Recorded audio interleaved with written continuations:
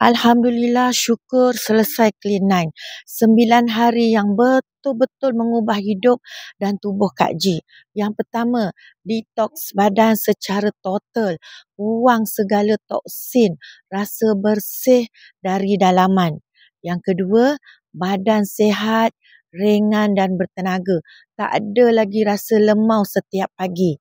Yang ketiga, bentuk badan makin cantik dan kurus. Banyak turun. Bergerak pun makin senang. Tak semput, tak lenguh. Yang keempat, sakit lutut makin hilang. Dulu turun tangga pun seksa. Sekarang boleh naik turun tangga sambil ketawa, sambil bawa barang. Yang kelima, masalah perkumuhan selesai. Setiap pagi on time, perut lapang, badan pun rasa segar. Yang keenam, tidur makin lena, kulit makin berseri.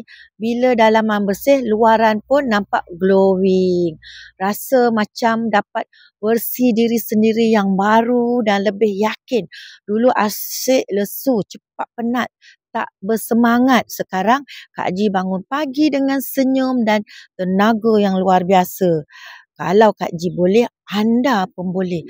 Tak perlu diet ekstrim, tak perlu workout gila-gila. Yang penting ikut sistem yang betul, sistem yang terbukti dan selamat. Jangan tunggu sampai badan menjerit baru mula nak jaga. Hadiahkan diri dengan kesihatan yang sebenar. Kita hanya ada satu badan. Nak sihat, nak kurus, nak rasa ringan dan yakin semula. Jom ikut Kak Ji, kita start Clean 9 Junior sama-sama. 9 hari je tapi impaknya boleh ubah hidup, dapat menambah keyakinan diri. Bila badan sihat, nampak bertambah cantik.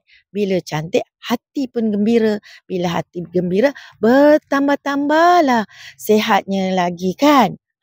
Tunggu apa lagi? Jom order set Clean 9 sekarang. Okey. Assalamualaikum.